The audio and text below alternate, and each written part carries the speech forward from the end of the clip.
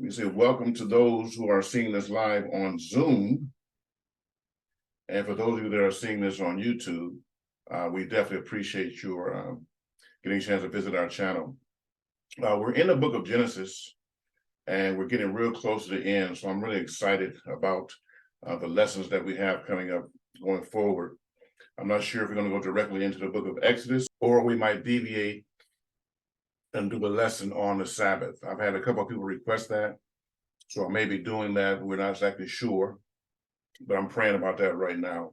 All right, so I'm going to share my screen. We're going to get right into this lesson. All right, so this is Father Israel, the next chapter. We're going to be dealing with incest, infighting, and family betrayal. It's a lot going on. It's a lot going on with this family. And Brother Jacob, he's got a lot going on his plate. All right, so let's get started. And they journeyed, and the terror of Elohim was upon the cities that were round about them. And they did not pursue after the sons of Jacob. So we're picking up where we left off at on last week. We know the sons of Jacob, two of the sons, their sister was raped by Shechem. And they went in and they slaughtered the whole nation. And so Jacob was very much afraid that the surrounding nations would attack him. But what does it say here? The terror of Elohim was upon the cities that were round about them, and they did not pursue after the sons of Jacob. So Jacob came to Luz, which is in the land of Canaan, that is Bethel, he and all the people that were with him. And he built there an altar and called the place El Bethel, because there Elohim appeared unto him when he fled from the face of his brother. But Deborah, Rebekah's nurse, died, and she was buried beneath Bethel under an oak, and the name of it was called Alan Bakut. And Elohim appeared unto Jacob again when he came out of Paddan Aram, and blessed him. And Elohim said unto him, Thy name is Jacob. Thy name shall not be called any more Jacob, but Israel shall be thy name. And he called his name Israel. So going forward, that will be his name, meaning as a prince, you have power with Elohim. And Elohim said unto him, and this is the first time we see this name of Elohim, I am Elohim Almighty.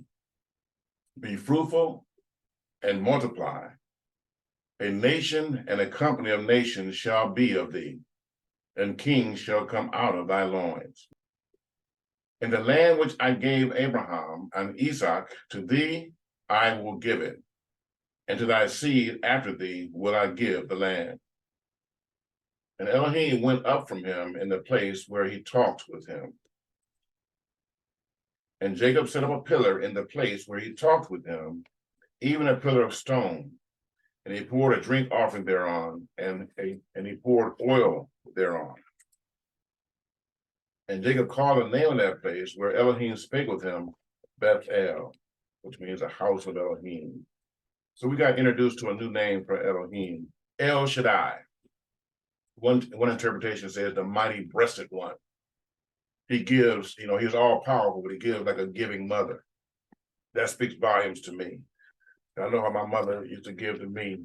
I mean, anything she had, she would give it, right? So El Shaddai, he's a mighty breasted one, right? But he breaks his name down. El Shaddai. El is God or Elohim. Shaddai is almighty. He is full of blessing. He is an Elohim of my strength. He is the sufficient one. So that means he's got more than enough. He is full of blessing. He is the Elohim of my strength. He is a sufficient one, right? So this is the Elohim that we're calling on. This is the Elohim of Abraham, Isaac, and Jacob. So I want you to, if you take a note, take these things down, understand who he is, because the Most High is showing up in the life of Jacob. And one thing I'm gleaning from these lessons, to be blessed of the Most High, to be called of the Most High does not mean you will not face challenges in your life. Now, you should be seeing that, right? You should begin to see that now. That all of them, Abraham, Isaac, and Jacob, they all faced challenges. But when everything was said and done, the Most High continued to make certain that they came out on top. They came out ahead. They came out with favor. So I want you to understand that we are the seed of Abraham. So if this is how the Most High showed up for our fathers, this is how he should be showing up for us. And so these lessons that we're going through right now are critically important. And I can't wait till next week. Now I'm just not getting started with today. I'm telling you right now, don't miss next week. You don't want to miss next week. You know, it was hard for me to contain my emotions in going over that lesson. So it's going to be powerful. All right.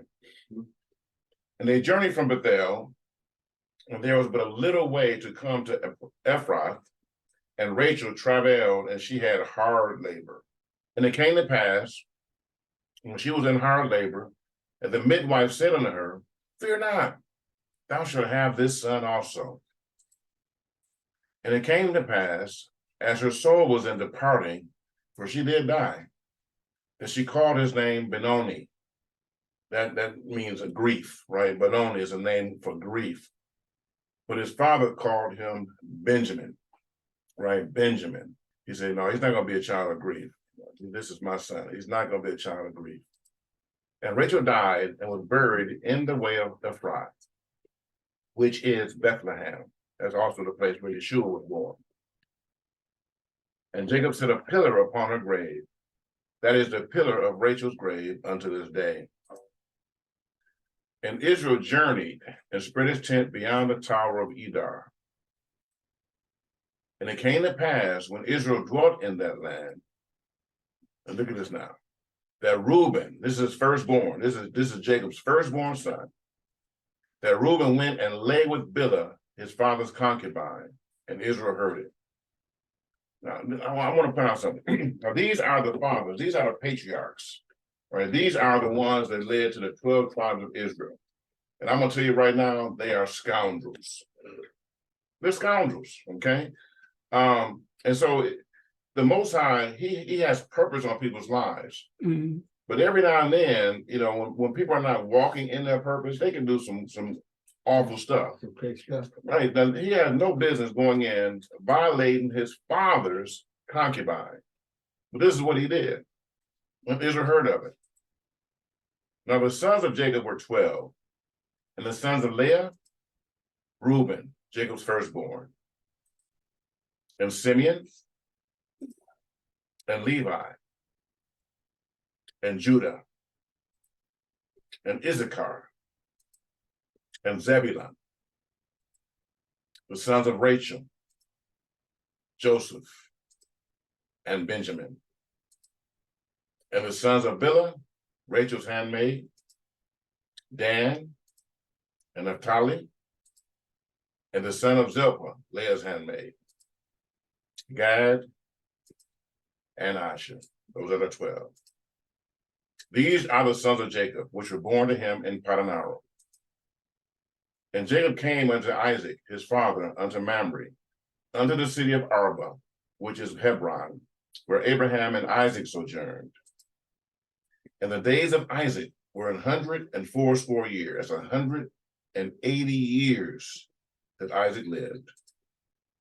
And Isaac gave up the ghost and died, and was gathered unto his people, being old and full of days. And his sons Esau and Jacob buried him, much like it was with Abraham, right? Isaac and Ishmael came together, even though they had been feuding. They were able to come together and bury their father. So likewise, in this case, Jacob and Esau were able to come together and bury their father. And Jacob dwelt in the land wherein his father was a stranger, in the land of Canaan. And these are the generation of Jacob. Joseph, being 17 years old, was feeding the flock with his brethren. Now remember again, Joseph was Rachel's firstborn, and she's died. Rachel was the one that Jacob loved the most. Right. So you got to know that he loved her children. And you're going to see kind of what happens here, right? And the lad was with the sons of Bilhah and with the sons of Zilpah, his father's wives. And Joseph brought unto his father their evil report. So this is one of the reasons why they have some issues with him, because he told on them. Whatever they were doing, he spilled the beans, right? now Israel loved Joseph more than all his children. It's right in the scriptures. Israel loved Joseph more than all his children, because he was a son of his old age, and he made him a coat of many colors. So this is a coat that's going to stand out.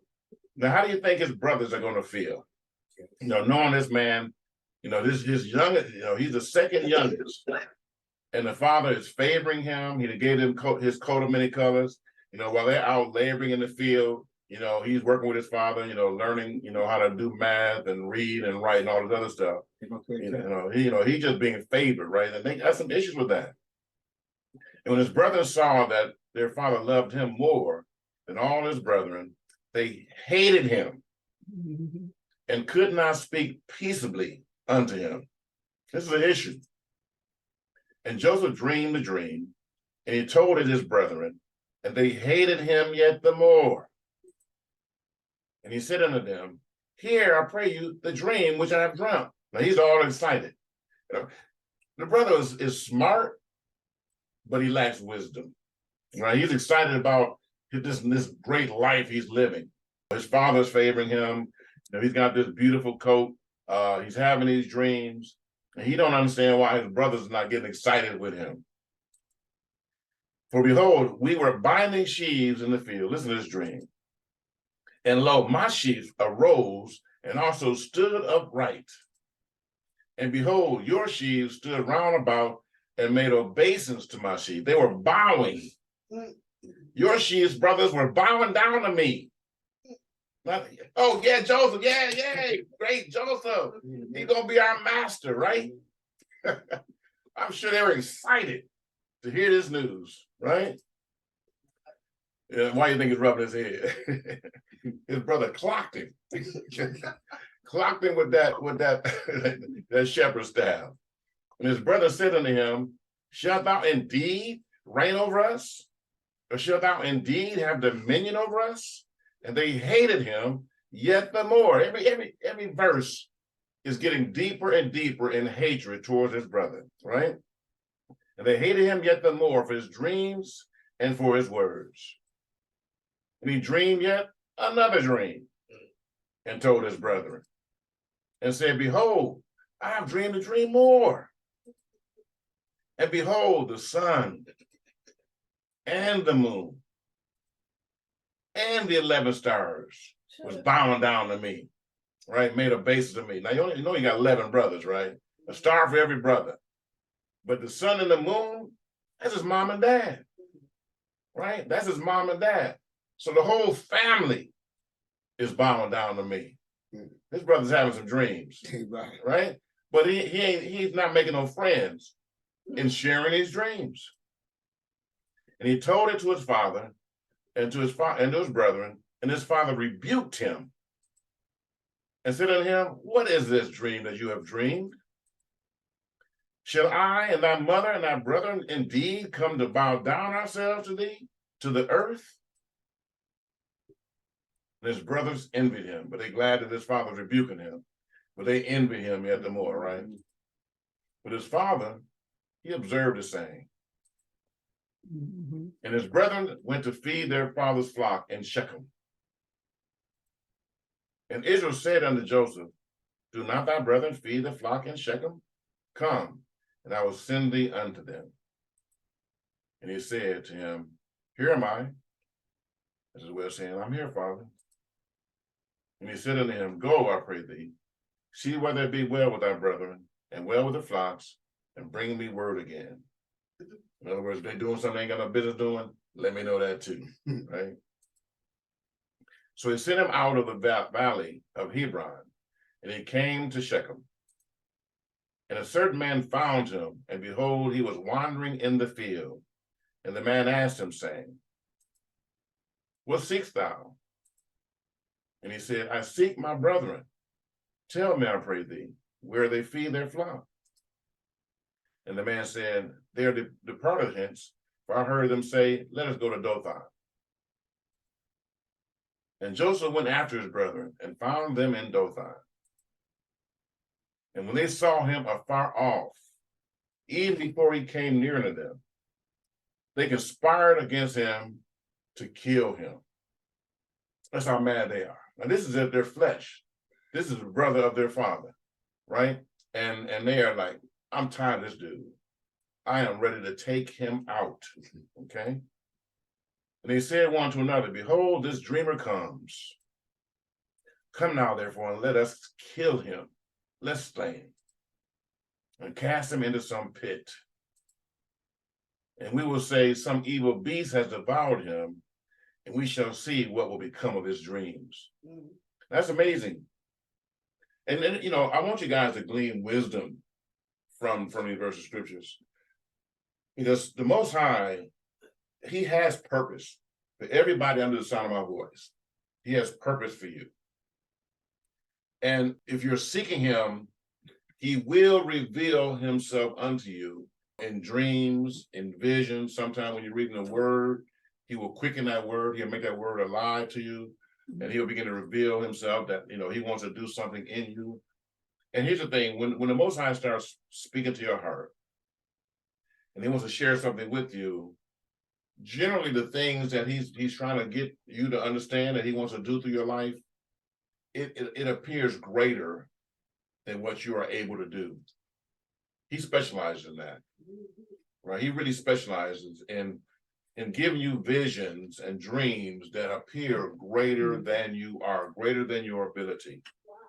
And it's, the reality is, if he gives you a simple, easy dream, easy vision, then you don't need him, right? You don't need him.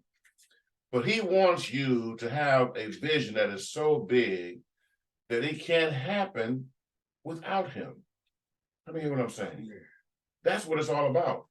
He wants you to call on him because, first of all, he created mankind because he wanted to be in fellowship with us. We are his children. We are the offspring of Adam. And for us, we're also the seed of Abraham. And he wants to do great things in our lives. But we have to be careful. Once they begin to reveal these things unto us, be very careful who you share it with.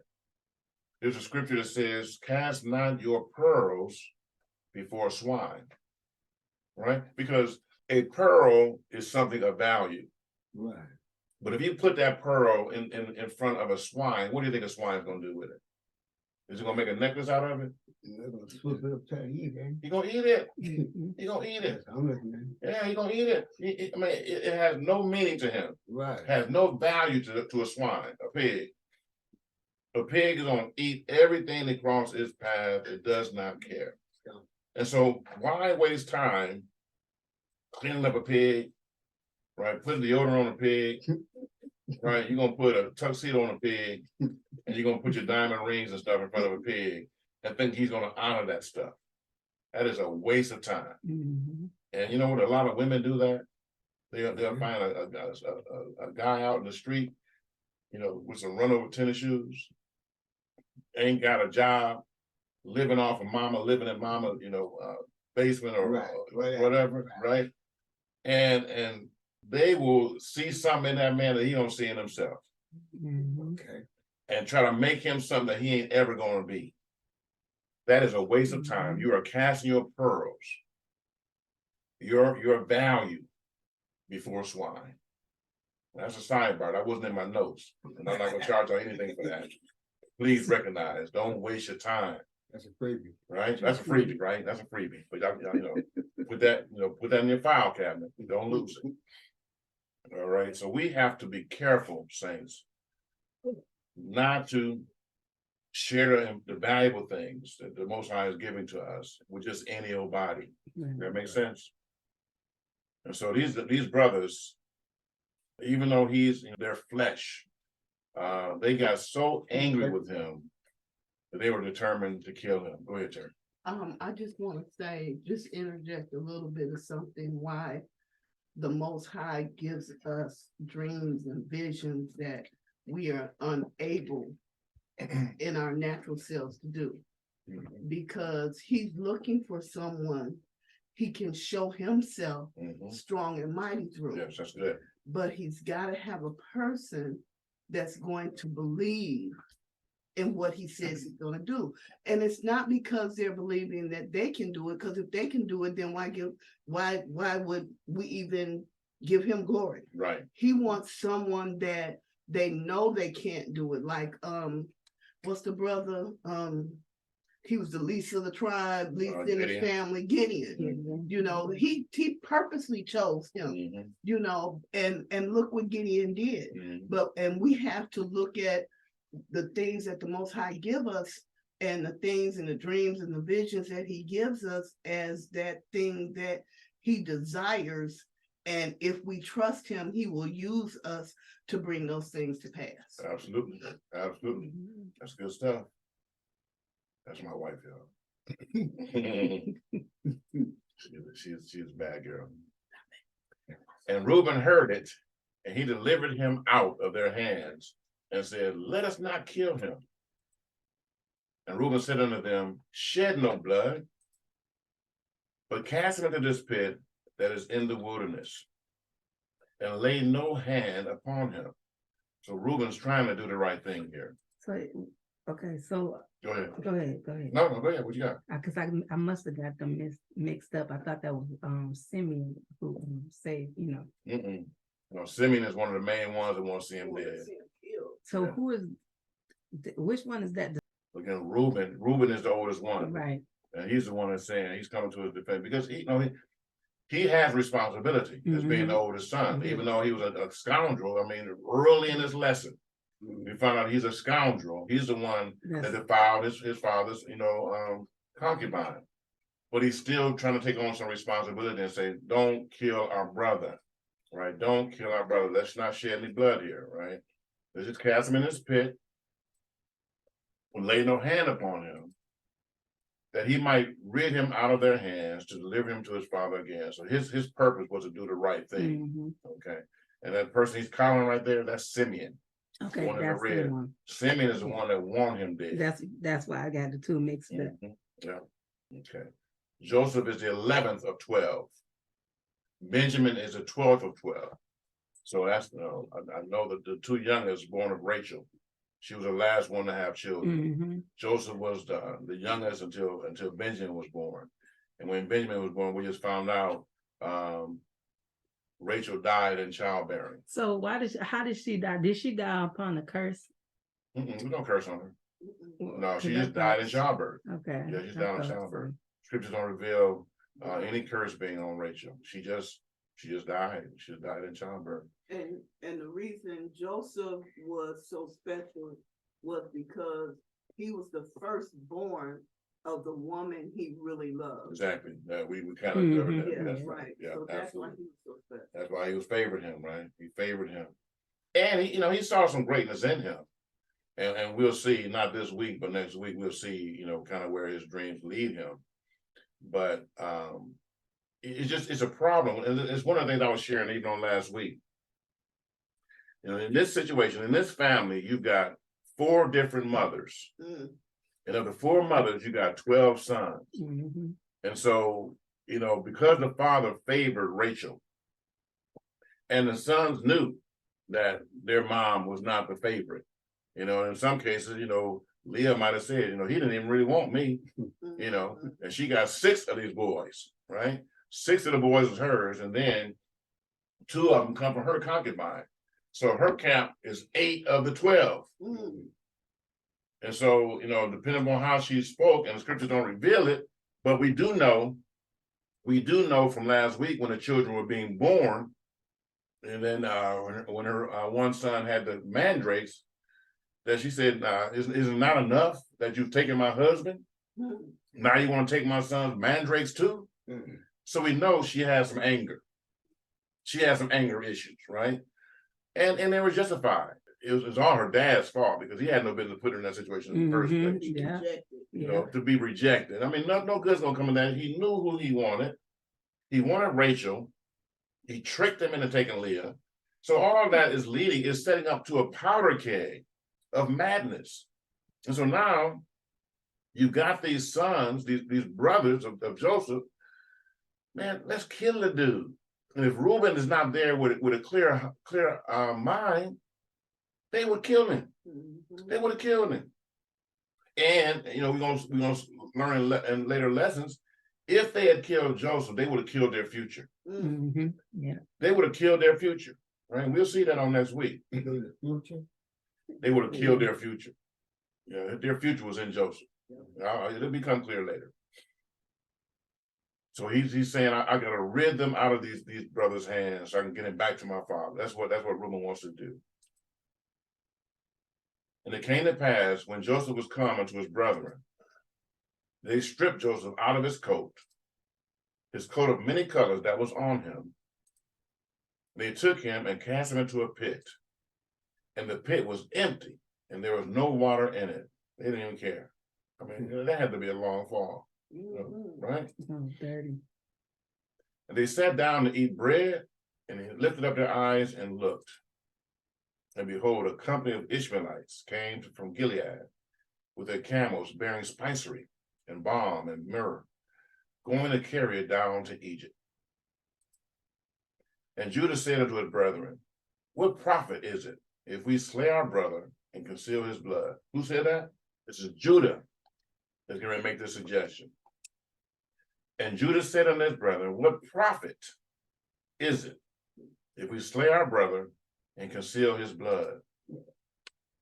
Come and let us sell him to the Ishmaelites, and let not our hand be upon him, for he is our brother and our flesh. And his brethren were content. Then there passed by Midianites, merchantmen, and they drew and lifted up Joseph out of the pit, and sold Joseph to the Ishmaelites for 20 pieces of silver. Now, I want to point out something here, because one of the things that I've said in previous lessons, Yeshua is on every page of scripture. And these different heroes, if you will, sons of Abraham, grandsons, they are types and shadow. You're going to see a glimpse of Yeshua in their lives. Yeshua had two missions. His first mission was to be a suffering savior. His second mission, which has not been fulfilled yet, is to be a conquering king. When he comes back, he's coming back with a rod of iron, and he's gonna fulfill the conquering king. And everybody that have treated his children wrong, his brothers wrong, through slavery and all the stuff they've done, are gonna pay the price when the conquering king shows up. So we're gonna be a beneficiary of him coming back as a conquering king.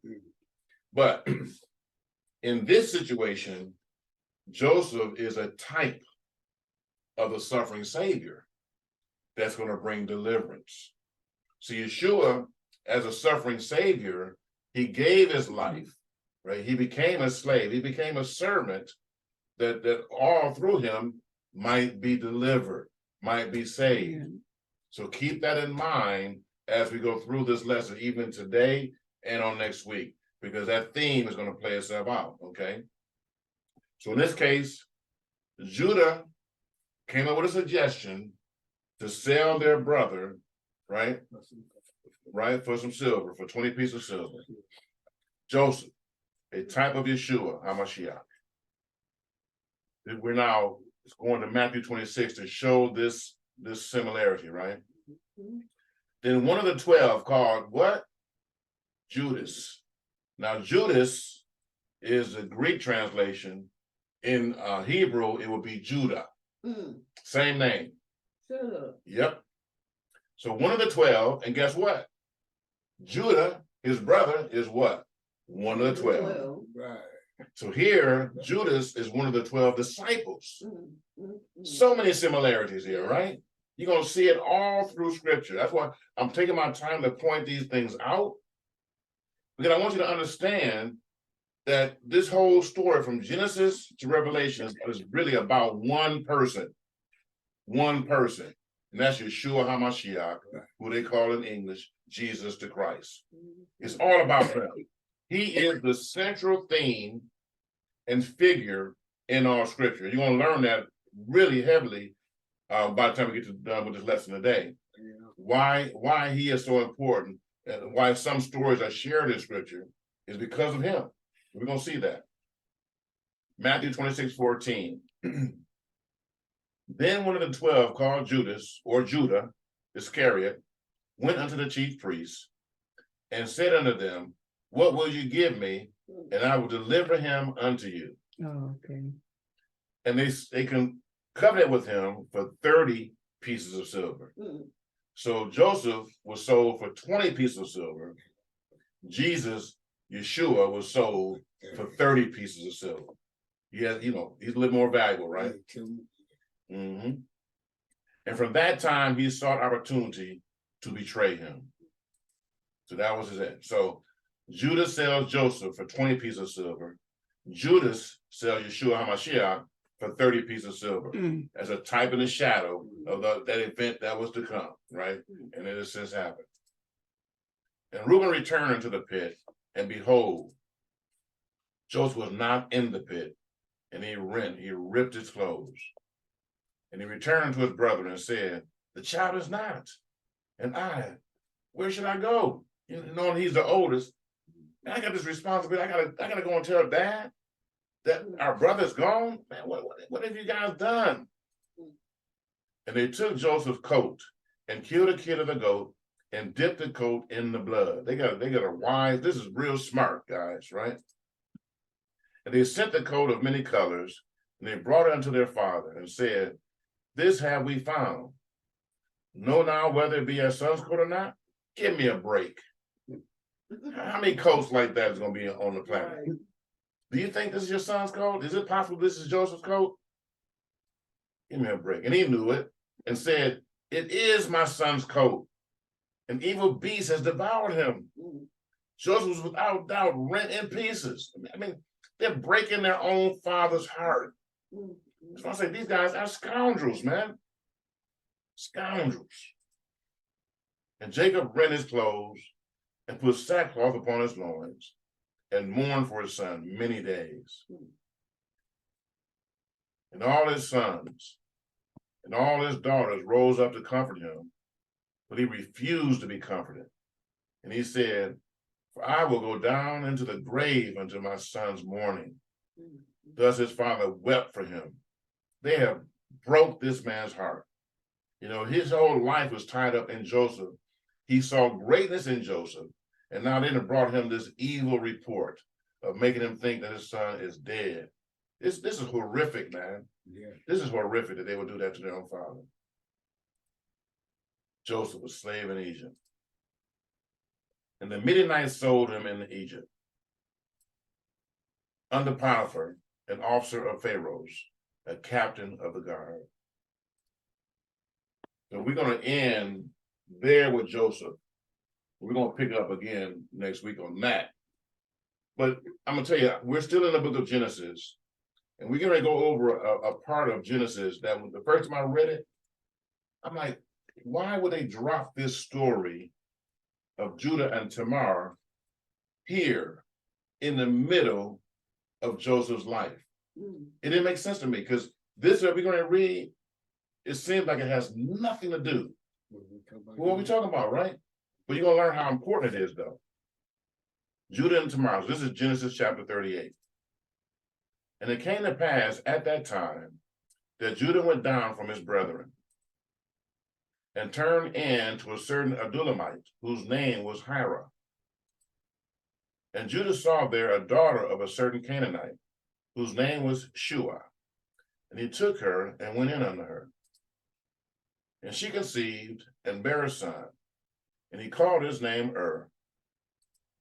And she conceived again and bare a son, and she called his name Onan. And she conceived yet again and bare a son, and called his name Shelah.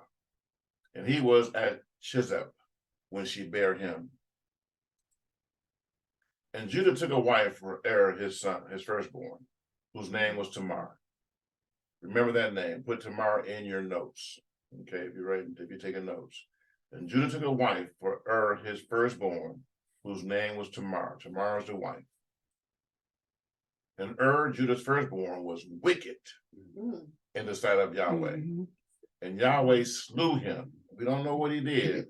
We don't know what made him wicked, but we know he was wicked enough that the Most High said, your days are numbered on this earth. I am taking you out. Okay, you gotta go, right? And there's a reason, this guy being wicked, the Most High did not want him to bear with Tamar. He did not want any of his seed to be mixed with Tamar because of his wickedness, okay? You'll see why in a little bit. And Judah said to Onan, go in unto thy brother's wife, and marry her, and raise up seed to thy brother. And Onan knew that the seed should not be his. And it came to pass, when he went in unto his brother's wife, that he spilled it on the ground, lest that he should give seed to his brother. And the thing which he did displeased Yahweh, wherefore he killed him too. Slew him too. Huh? It's sperm. Yeah, he didn't want to get her pregnant. Yeah, he didn't want to get her pregnant. So he said, nah, I'm gonna go 90%. I understood that. Right. But when it comes time to try to, get her pregnant, I ain't down with that. Right. So I'm not going with that. So he spilled on the ground. And the Most High said that's unacceptable. I can't do it. And he must have gave him a heart attack or something because he died also, right? Then said Judah to Tamar, his daughter-in-law, remain a widow at thy father's house, till Shelah my son be grown. For he said, this is what he said to himself, lest peradventure he die also, as his brethren did. So he's saying, I'm gonna send this girl away. And hopefully she'll forget about us. I'm gonna send her back to her daddy, and I'm gonna forget about her. Hopefully she'll forget about us. We're gonna just go on with our life, right? We're gonna see what happens. Tamar went and dwelt in her father's house. And in process of time, the daughter of Shua, Judah's wife, died. And Judah was comforted, and went up unto his sheep shearers to Timnath, he and his friend Hira the Adullamite. And it was told Tamar, saying, behold, thy father-in-law goeth up to Timnath to shear his sheep. And she put her widow's garments off from her, and covered her with a veil, and wrapped herself, and sat in an open place, which is by the way to Timnath, for she saw that Shelah was grown, and she was not given unto him to wife. So it's obvious in her mind trying to kick me to the curb. They dissing me right now, and this ain't right. So she's trying to figure out a way not to just remain a widow. She want to bear seed. It's the honorable thing for women to bear seed. They want to have children. That's where they get their value from. They're during this time, right? You gotta have children. When Judah saw her, he thought her to be a harlot, because she had covered her face. And he turned unto her by the way and said, go to, I pray thee, let me come in unto thee. For he knew not that she was his daughter-in-law. And she said, what wilt thou give me, that thou mayest come in unto me? And he said, I will send thee a kid from the flock. And she said, wilt thou give me a pledge till thou send it? And he said, what pledge shall I give thee? And she said, thy signet, and thy bracelets, and thy staff that is in thine hand. And he gave it her, and came in unto her, and she conceived by him. And she arose and went away, and laid by her veil from her, and put on the garments of her widowhood.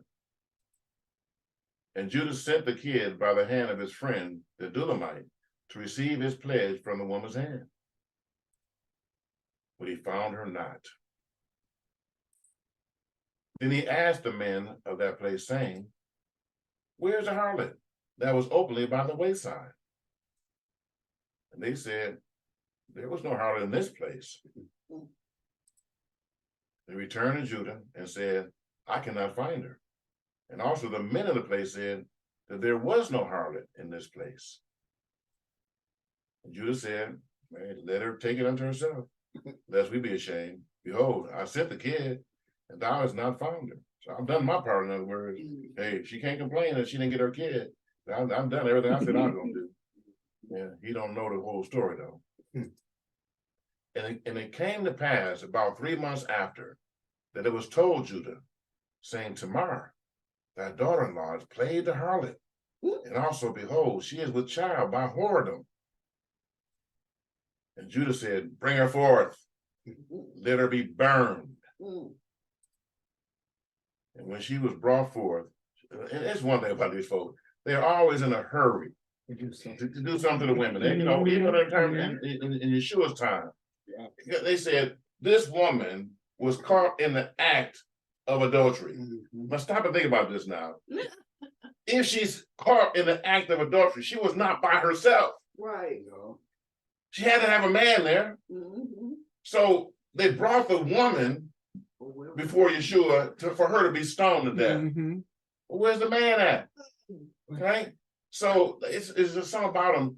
They treat women like second-class citizens, and it's not right. Right. So they ready to bring her out here. And when she was brought forth, she said to her father-in-law, saying, by the man whose these are, am I with child? And she said, discern, understand, I pray thee, who are these? The signet and bracelet and staff. And Judah acknowledged them and said, and notice what come out of his own mouth. She has been more righteous than I, because that I gave her not to Shelah, my son, and he knew her again no more. He recognized it was inappropriate for him to be sleeping with his daughter-in-law. But she tricked him. But she tricked him because, dude, I ain't forgot about you. Right. I got rights here. You're part of my family, and you have not treated me right. And he recognized it. I mean, you see where he's standing at right now? He's got the dry branches ready to start the fire. He is ready to start the fire. But now he realized, hey, you know what? She has been more honorable than me. Right. And it came to pass in the time of her travail, they behold, twins were in her womb. And it came to pass when she travailed that one put out his hand. And the midwife took and bound upon his hand a scarlet thread, saying, this came out first. And it came to pass, as he drew back his hand, that behold, his brother came out. So the one that was marked to be first didn't come out first. He came out second, right? And she said, how hast thou broken forth? I mean, you was behind him. How were you to get up to the front of the row? How has you broken forth? This breach be upon thee. Therefore his name was called Pharez. And afterward came out his brother that had the scarlet thread upon his hand. And his name was called Zerah. Okay. So here's the question of the hour. Why was this seemingly out of place story placed in the middle of Joseph's tragic adventure? Why? Anybody got any ideas? Why? Because of his daughter-in-law, something like that. Because the girl he had the baby, but he thought what was it? His daughter-in-law, his sister-in-law, something like that. Well, it's got something to do with her. She played important part, don't she? She does play an important part. We got to figure that out, though. What you got, Terry? Only because we're talking about that Yeshua's in all of these scriptures. The thing that comes to me is the first shall be last and the last shall be first. Okay. I'm not sure how you're applying that. Because he was the first one that came in out. The scarlet thread was tied on his hands. Okay. But then the other one came out instead. So he was actually first, but he ended up coming last. So you're talking about the order of the sons? Yes. So is that the significant thing? The reason why the story was told because of the order of the sons? Yes. Okay, so the first one that came out was Perez, Mhm, and then the second one that came out was Zara. mhm. So Perez is the first one. We got somebody, let's see. Okay, so Brian was thinking the same thing. Doesn't have anything to do with the first being the last and last being the first. That's his thoughts also, right? So it is significant, but it has nothing to do with the first being last being the first. Okay. Right. So because the story would impact the life of Yeshua HaMashiach. Mhm. I was kind of hitting on that all through this I lesson. was getting to that too. Every page, on every page of every scripture, Yeshua, you're gonna find him somewhere. So let's see why this story was so important. Matthew 1. The book of the generation of Yeshua HaMashiach, the son of David. And why did it read? We're following the blood. We're following the blood. The book of the generation of Yeshua HaMashiach, the son of David, the son of Abraham. Abraham begot Isaac, and Isaac begot Jacob, and Jacob begot Judas and his brethren. And look at this now. And Judas got Pharez and Zerah of Tamar. Mhm. Right? So it's interesting that the Most High, he named both of those brothers. Judas begot Pharez and Zerah, the twins from Tamar. Mhm. And Pharez, the one that came out first, begot Esrom, and Esrom begot Aram, and Aram begot Aminadab, and Aminadab begot Naasson, and Naasson begot Salmon, and Salmon begot Boaz of Mhm. Rashab. And it's interesting. When he chooses to name a female, because if you notice, most of these times, the mother is not named. Mhm. But you go back here, Tamar, one who had been misused, her name is mentioned. She, see, I get it now. She was, it had something to do with David being born, right? That's what I wanted to say, because I Okay. remember that. And so it does, right? So Tamar is honored in the lineage of Yeshua Mhm. because her name is mentioned in the lineage. Right. And Pharez begot Esrom, and Esrom begot Aram, and Aram begot Aminadab, and Aminadab begot Naasson, and Naasson begot Salmon, and Salmon begot Boaz of Rashab. Now, who is Rashab?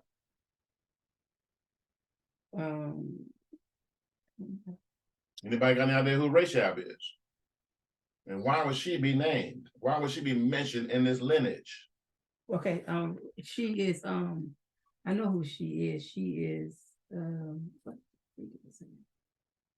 forget. Is she the It's on the tip of my tongue. mother-in-law of the one that ended up marrying Boaz? Mm-mm. I don't know. Because Solomon got Boaz of Rashab, so she can't be the mother-in-law because because right here Rashab is the mother of Boaz. Okay. Right. Okay. I see. It's just on the tip of my tongue. It just won't come out. I know who it is, though. Okay, let's go. All right, so so there was a woman who had great faith, and she entertained the spies. The one with the Rahab. Rahab the harlot. Yeah, Mhm. that's it. Yeah, it's Rahab the harlot. she's Rahab the harlot? She's Rahab the harlot. What's her name? Rahab. Right here, you gotta keep in mind, you got Hebrew, you got Greek. Okay. So depending on how, so Rahab in Hebrew is pronounced Rashab in the Greek. Okay, but it's the same person. So she had great faith, she's mentioned many times in Yes, scripture she is. because she had faith to hide the slaves, hide the spies. Mhm. She hid the spies, and then she, because she honored the spies said, we're gonna give you this red thread, put it in your window, and everybody that's in your room with you will be spared.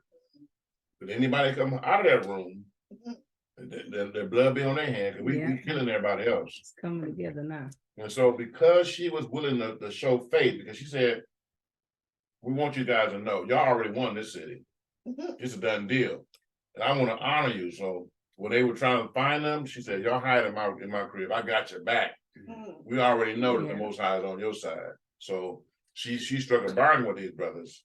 And because of that, because she was willing to hide the spies, the Most High saw fit for her to be in the lineage of King David. And Solomon begot Boaz of Rachab, and Boaz begot Obed of Ruth. And Obed begot Jesse, and Jesse begot David the king. ... Then we know Yeshua HaMashiach is called the son of David. That is a prophetic name. So if you know that these Tamar's children or her son was in the lineage of David, then you also know that her son was in the lineage of Yeshua HaMashiach. And so he interrupted the story of Joseph to drop this one chapter in, talking about Tamar. And here's the thing, these knucklehead sons of Judah, spilling their seed and not want to have this child by Tamar, they missed out on being in the lineage of Yeshua HaMashiach.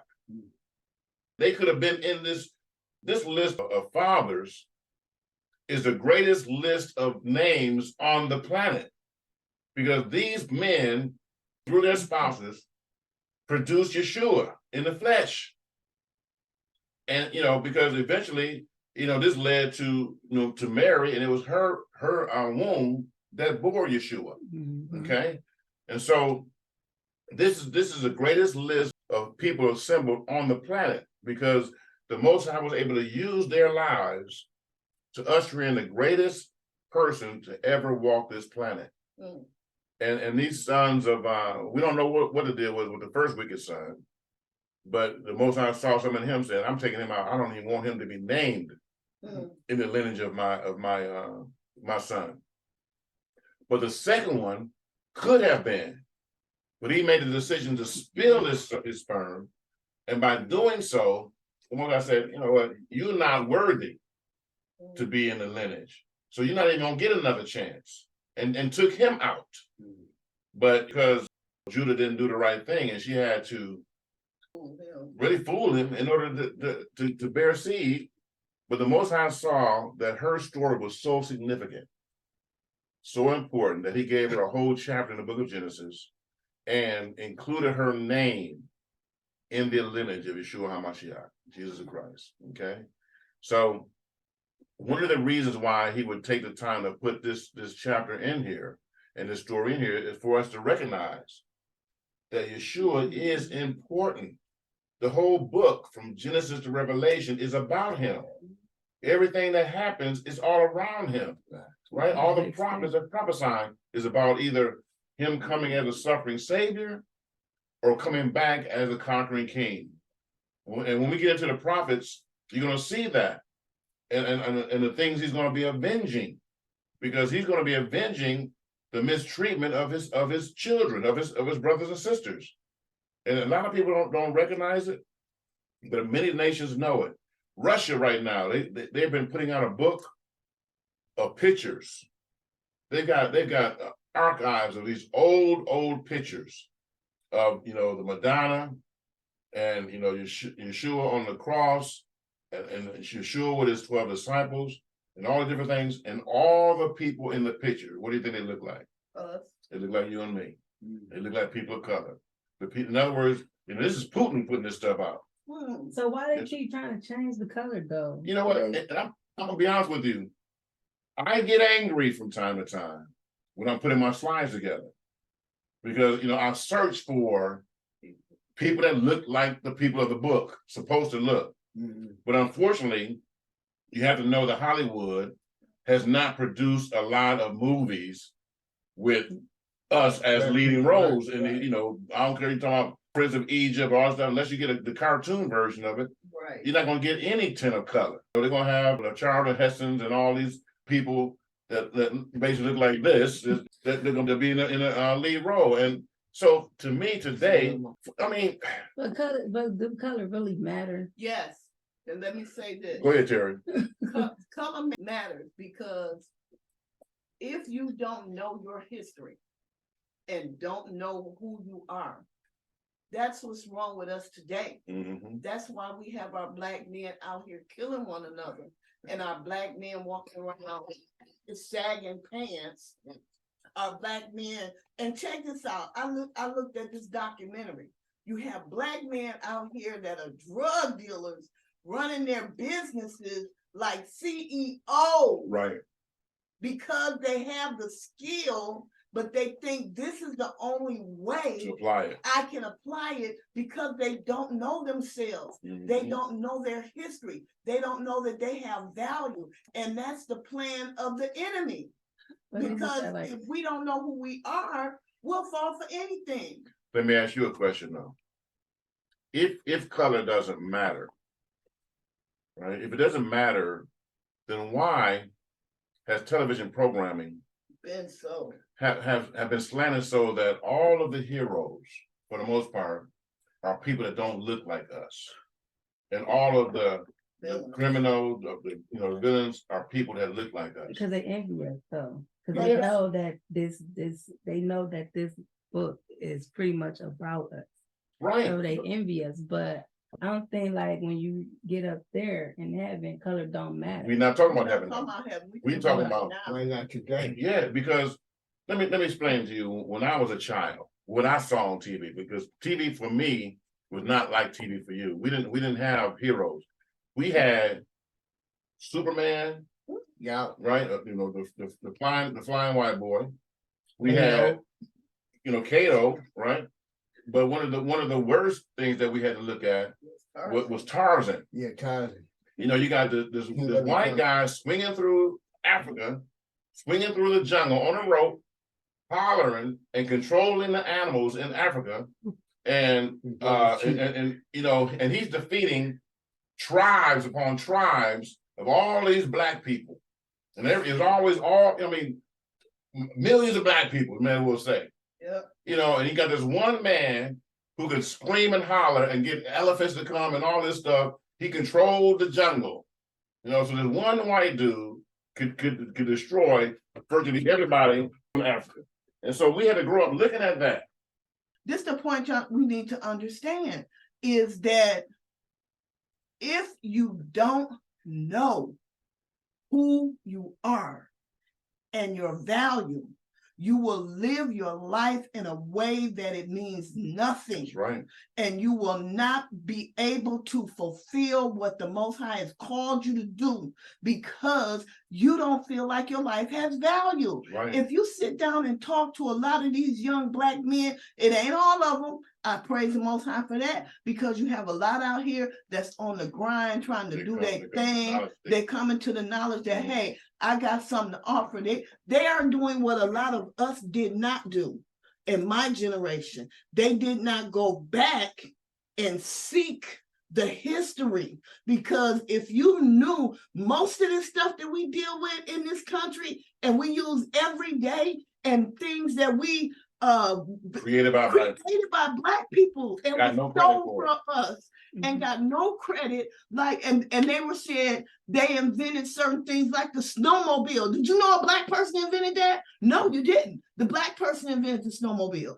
And because dryers, brooms, because- and all that stuff. because he was a slave, they would not patent it. And the slave master got the authority to patent his ingenuity. It's important that we know, because we are the people of the book.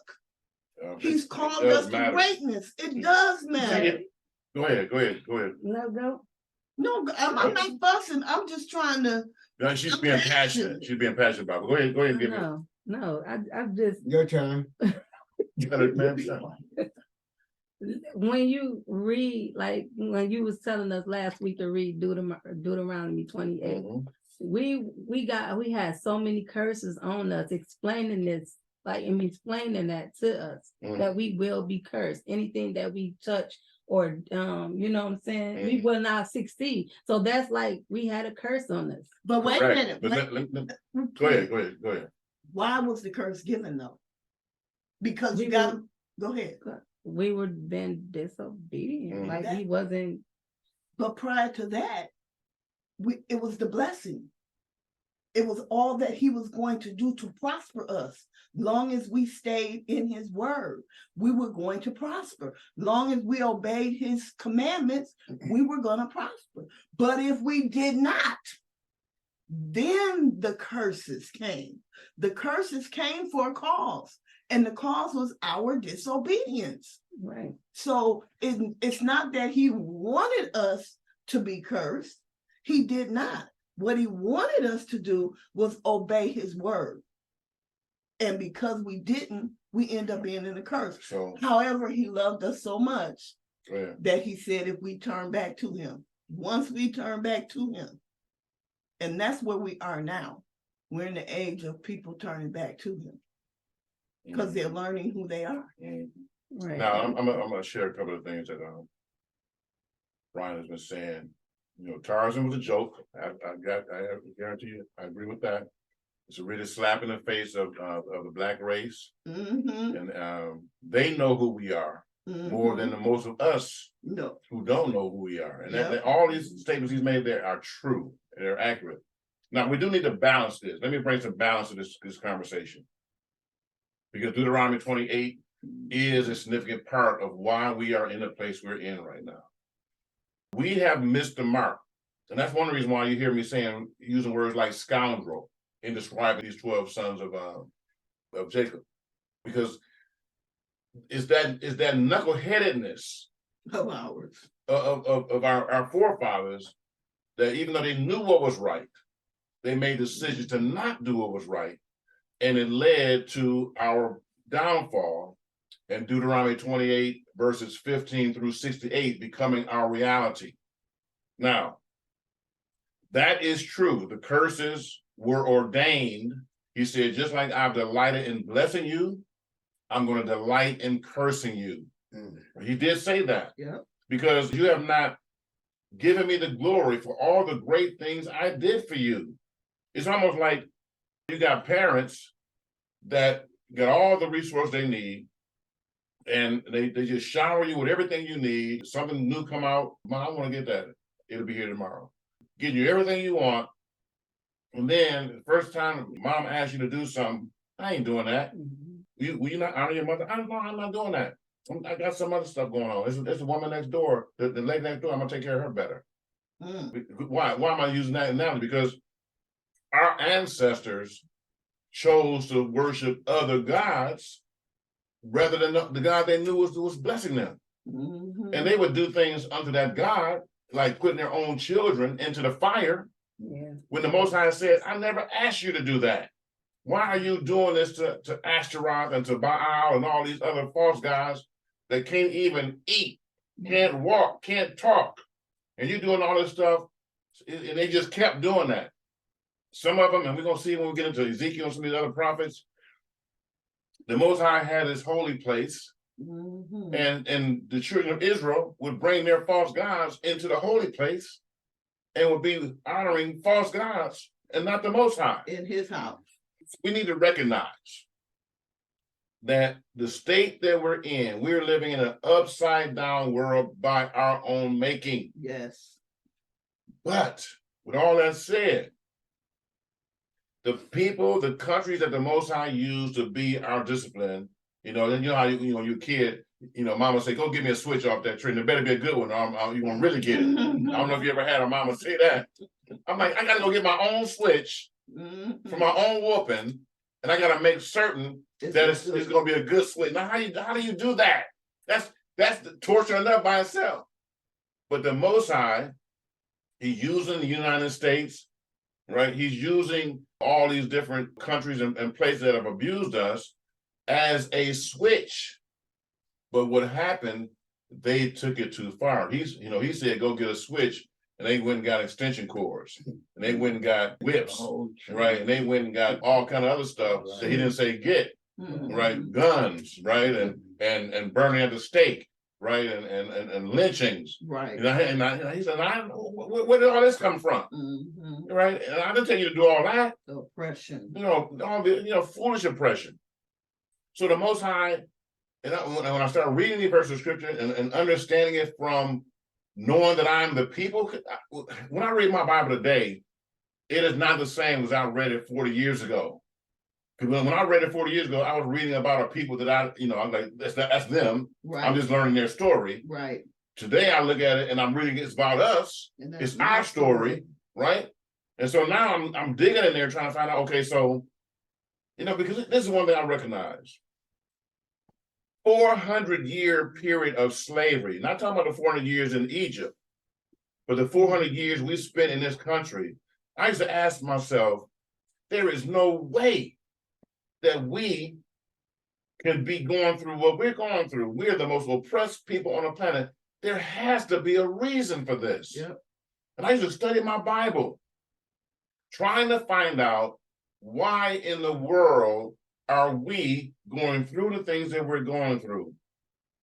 When I found Deuteronomy 28, and it said, and I'm going to take you by way of ships. I'm going to take you back into Egypt. Now, Egypt is a type of slavery because our ancestors, before Moses came, spent 430 years in slavery. So Egypt equals slavery. Mm-hmm. Deuteronomy 28 says, I'm going to take you back into Egypt in a way that you've never come before. Because the first time they came into Egypt, how did they come? Anybody know? I know you know. Anybody know how they got into Egypt? The first time they came to Egypt, then wasn't it through like Joseph? Yes, but how did they get there? What mode of transportation? Walk. Exactly. It was a land Caravan. Exactly. Yeah. He said, I'm gonna take you back into Egypt in a way that you never went before. I'm gonna take you through ships.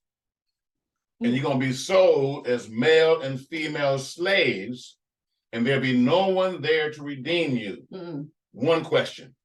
What people do you know that went into slavery by way of the ship? We the only one that went through, the Atlantic, slave trade, the cross-Atlantic slave trade. That's us. No one else has that history. That's right in the Bible.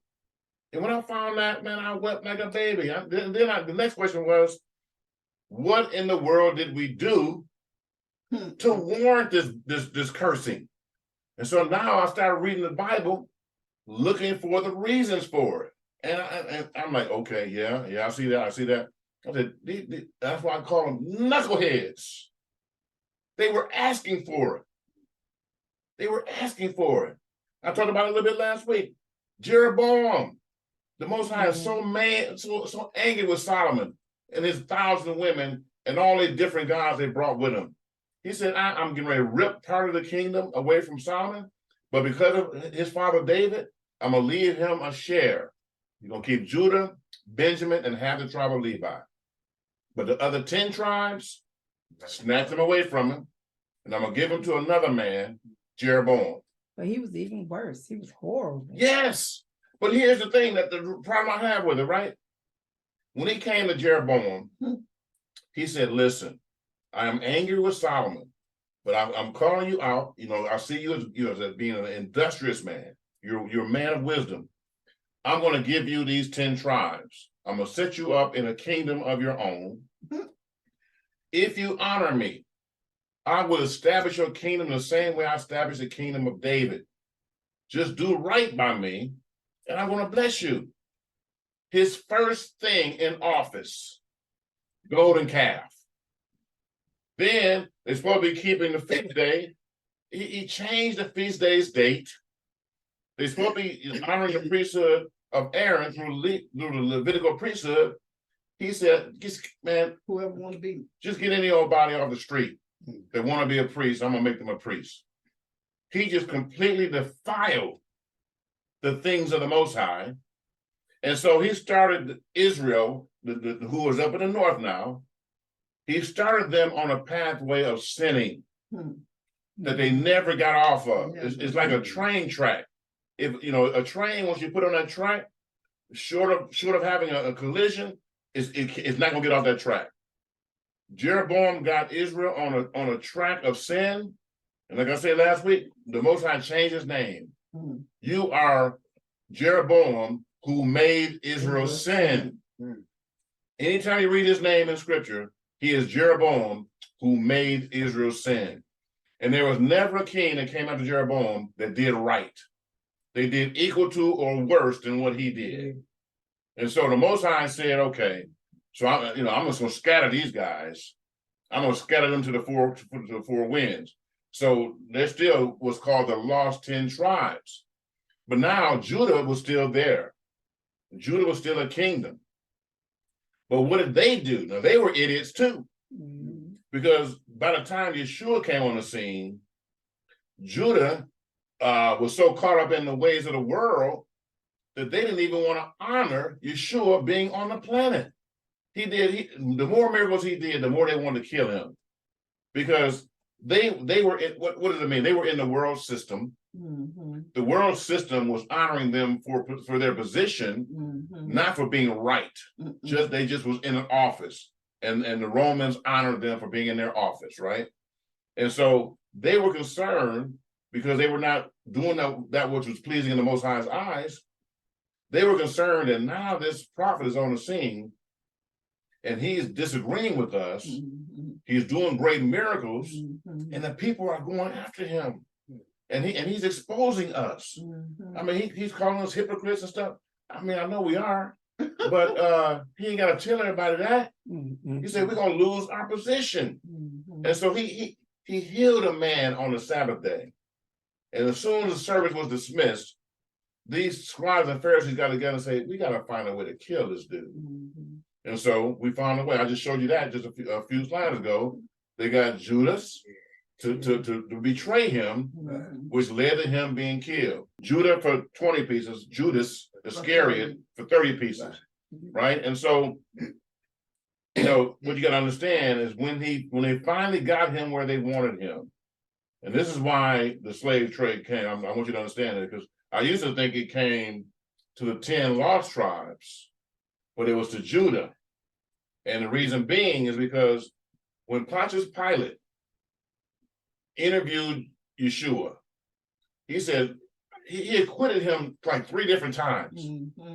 I see no fault in this man. I see no fault in him. Let me just let it go for him. I'm gonna beat him, right? That should appease you guys, and then I'm gonna let him go. They beat him, brought him back, and said, I'm gonna release him. No, give us Barabbas, crucify him. And he said, I'm washing my hands of this matter.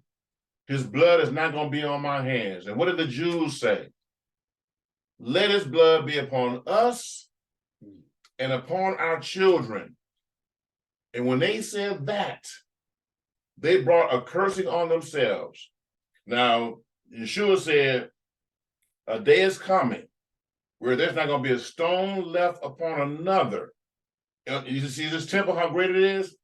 It may be great today, but a day is coming where there's not going to be a stone left upon another. And so 70 AD, they destroyed that temple. They ran the Jews out of Jerusalem, and they began to go on a run. And I got a map in there where it's a new place they went to, right in West Africa. It was called Negro Land. Yeah. And I was tripped out when I learned that, because I used to, what this name Negro, because I think about Negro and nigger, but I'm saying Negro. Why do they call us Negro?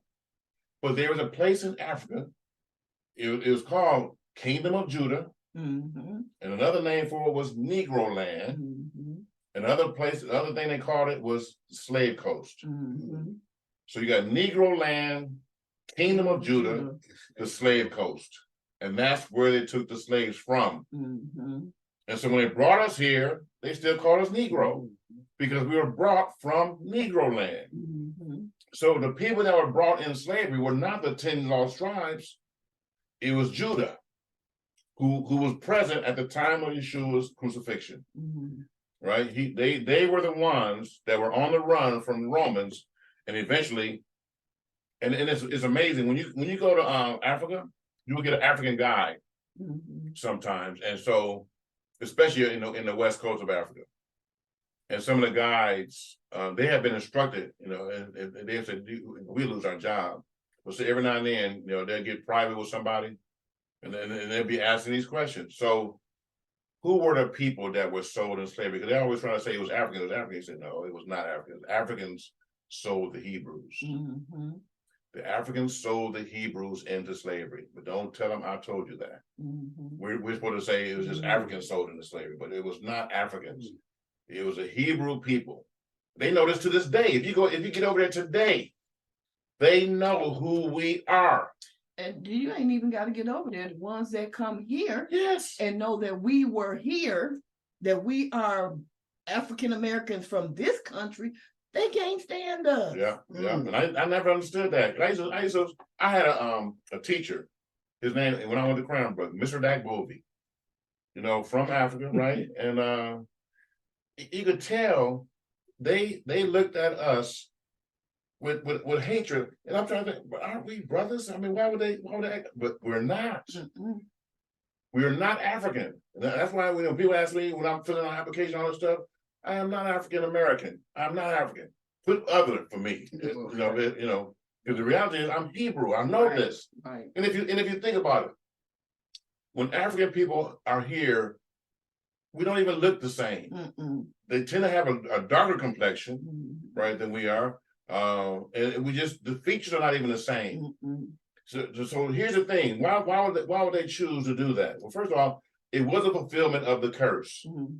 But you need to understand that the African nations were not serving the Most High Elohim. They had witch doctors. They were drinking blood. They still doing all the stuff that we were not doing. So once we got over there and established our kingdom in their area, they wanted to mix breed and they wanted to exchange and all the stuff that you do with your neighbors. But the Hebrews was not giving into that. They're going to keep their feast days.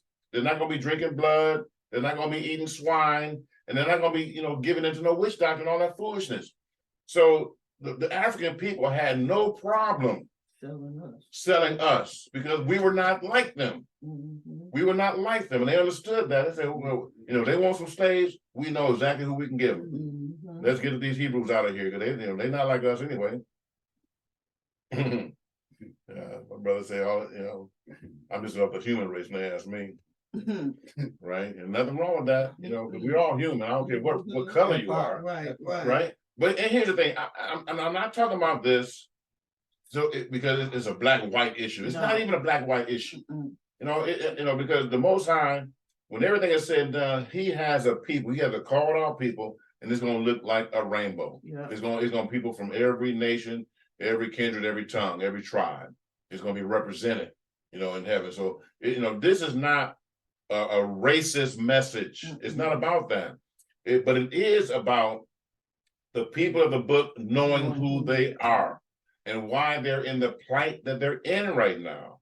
Right? This is not the end game. Right? This is really the middle game that we've experienced going through all this tribulation because of our ancestors. But I keep saying I can't wait to get to Deuteronomy because we have to fulfill Deuteronomy 30 when we return. Yes. Right? When we return to his Torah, when we return to his ways, when we forsake this world system and get back to the Most High. He said, I'm going to cause you to become greater than the fathers. And we're studying the fathers right now. Abraham, Isaac, Jacob, Joseph, Daniel, right? David, Solomon, we're going to be greater than them, right? I think it's going to happen right before he returns. I don't know if it's going to be a decade, 2 decades. I don't know how much time we have, but I do believe that the Most High is going to establish us as a witness before he returns that we are the people of the book. He said, when you return unto me, I'm going to cause you to become greater than the fathers. And so my mission is to help my brothers to understand who they are and to get them back to the Torah. Because the quicker we can get out, I don't know if there's a certain percentage that he's looking for, but he's saying when we return, he's going to turn our captivity captive. And I showed y'all last week, even though those scoundrel sons of Jacob killed Shechem and wiped out that whole nation, the fear of the Most High was such that the enemies did not touch them, did not curse at them, didn't throw a rock at them, didn't do nothing. The fear of Elohim was strong. And do you think he can't do that today? He can do it. Man, he could turn our captivity that the police won't get out that car and say a word. Mhm. He can do it, right? So it's all on us. Mhm. It's not on them. Mhm. The issue is not our enemy. The issue is us. Mhm. When we get it right, Mhm. then the Most High is going to turn our captivity captive. Go ahead. So we are on enemy. then. Yes. For the most part. Yes. Right. Absolutely. It's on us, bruh. Mhm. It's not on them, Mhm. right? On enemy. I mean, yeah, because when they were coming out of Shechem, Mhm. they had done the wrong thing, Mhm. right? It was clear they slaughtered the whole city, Mhm. and they did wrong. But Jacob didn't authorize that, and the Most High, he's like, get up out of here, go make you a altar unto me, Mhm. go back to the place where your father Abraham and Isaac was, and honor me. And so what did he do? He got them knucklehead sons and daughters and said, y'all got to get rid of them from false gods, get yourselves clean, and get it right, because I've got to pray. I've got to get this prayer through, and I'm not going to even approach my Elohim, Mhm. knowing y'all got all these false gods, and y'all doing all this stupid stuff. So clean your house up, clean your life up. I'm going to talk to my Elohim, and I know when I get done, he's got my back. And Mhm. by the time they got up on them camels and horses, he said the fear of Elohim kept those surrounding nations from saying anything to them. Mhm. The fear of Elohim was more than enough to protect him. And he was surrounded by enemies, but they couldn't do anything to him. That's the day I'm looking for. You know, we don't have to worry about driving while black. We don't have to worry about shopping while black. We don't have to worry about walking while black. We don't have to worry about being employed while black. You know, last hired, first fired. Mhm. Right? We ain't got to worry about none of that. All we got to do is get our lives right. Mhm. Right? I had a situation recently where I was getting turned down. But I said, Most High, I'm handling your business, right? There's certain things that I'm not doing today because of my commitment to this ministry. I can't go out and get a 9 to 5. I've got to stay committed to his work. And it takes me a lot of time to get this work done. And so I said, Most High, I've got your back and I'm committed to it, but I need you to have my back. And so I kept getting turned down in this one situation. And I'm like, and I'm be honest with you, the life of Abraham, Isaac, and Jacob, just teaching this, it was stirring up my own faith. And I'm like, you know what? I'm not taking no for an answer. I am not taking no. And I said, I'm doing all this work on the phone, not getting me nowhere. I'm saying I'm going to a face-to-face. I got in there, talked to somebody face-to-face. First answer came back, no again. I said, well, you gotta get on and talk to somebody else. Who's next? Right? And so she got chat with somebody else. Basically, the person said, I'm coming on down. We're not gonna do all this, back and forth. I'm gonna come down and meet this gentleman. Came down, shook my hand, asked what I was looking for, asked exactly what I needed. We took a walk, came back in. He looked at the lady and said, get him what he need. Get him what he need, right? Now it broke their rules Right. for him to get me what I needed. Because it was certain elements of it that went off script for them. But when he looked at it and came back, he said, man, get this man what he needs. That's what we are. When the Most High is on our side, he is more than a whole world against us. I just want to put this out here. When he was talking about we are our own enemy, we have to understand we are dealing with an enemy. Yes. Which is the enemy. Yes. Satan is the true enemy. The God of this world, right. The little God of this world. We do have an enemy. But he also knows that he can't stop us if we know who we are. Correct. In the Most High. Yep. Just like that prophet that the man brought him and he said, Balaam. I'm Balaam. He said, I need you to curse. Satan is Balaam. I need you to curse these people. And he went and prayed. Now he's a prophet of the Most High. He goes and prays. Good analogy right there. And asks him to curse them. And I think he did what, 2 or 3 times? Anyway. Twice, right? Okay. Anyway, when he went and done it, he came back and told the man, he's like, man, I can't curse them because these are the children of the Most High. Yeah, I can't curse with the Most High is blessed. I can't curse what he's blessed. However, go ahead. What I can do is if we could get them to be disobedient, then The curse will the come. curse will come. Yeah, because the curse causes will not come. That's a scripture. Yep. The curse without a cause will Will not not come. come. So why are we in this country experiencing what we experience? The curse causes shall not come. It came because of the works of our ancestors. Yes, And so it's up to us to undo the madness that they did. yes, We got to be obedient where they weren't obedient. yes, We got to do it right, because it's right. And we got to do it right, right. And the moment we do that, we can turn our captivity captive. And the favor of the Most High, they say favor ain't fair, and it's not. But it's fun though. But it's good, it's fun, favor, because see, he was able to go and get what he needed. I'm talking about you. And we're not talking about past stuff. We're talking about stuff right now. That's right. Okay, he is still moving right now, but he's looking for someone to show himself strong and mighty through, so that he can be a testimony of what he's doing. You know, the Bible says that the miracles are for the unbelievers. They shouldn't be for us. We should be walking in a lifestyle where whatever we need, the Most High is going to provide. But when he moves on our behalf and give us miracles, the miracles are so we can go and tell somebody else, look, this is what the Most High has done for me. And if you serve him, he's going to do it for you. He's not a respecter of person, but he is a respect of faith. That's right. That's right. All right. Anybody else got any questions, comments? We're at 8:33. You got a bonus 3 so far. Somebody get anything out of this today? You got a lot. Good stuff. Good stuff. That's what I want to hear. All right. You good? Yeah, I'm fantastic. All right, brother. Beautiful, beautiful. All right. So we're gonna pick up with Joseph on next week. We're gonna look at his life. I guarantee you, you're gonna be blessed out your socks on next week. Everything we're gonna pray out. All right. Rana benediction. Yibareka Yahweh Berishmeleka. Ya er Yahweh Panavaleka via Komeka. Yisai Yahweh Panavaleka via Semeka. Shalom. May Yahweh bless you and keep you. May Yahweh make his face shine upon you and show you his favor. And may Yahweh lift his countenance upon you and give you what? Shalom. Peace. Nothing missing, nothing broken, and nothing lacking. All right. So we're talking about Elohim of Israel. He is what? The one true Elohim.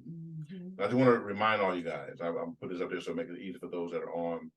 I'll get a chance to visit our YouTube channel. That's Dr. Russ E. Hoover. Get a chance to go there and make sure you subscribe.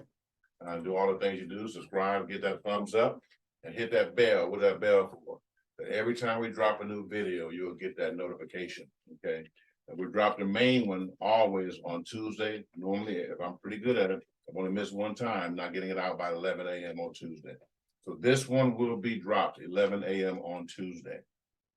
But every now and then I'll have pastor shorts, pastor clips, and it'll be a portion of a lesson that I think is really, really powerful. It may be 8 minutes, maybe 10 minutes, it may be 30 minutes, but I'll be dropping some more of those coming up in the coming days and weeks.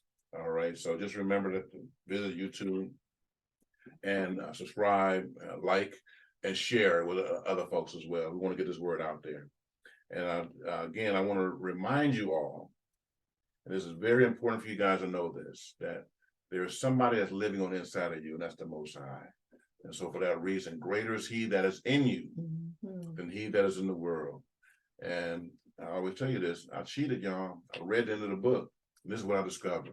We win and the devil loses. All right. So this is Dr. Russ E. Hoover signing off. Until next time, be blessed.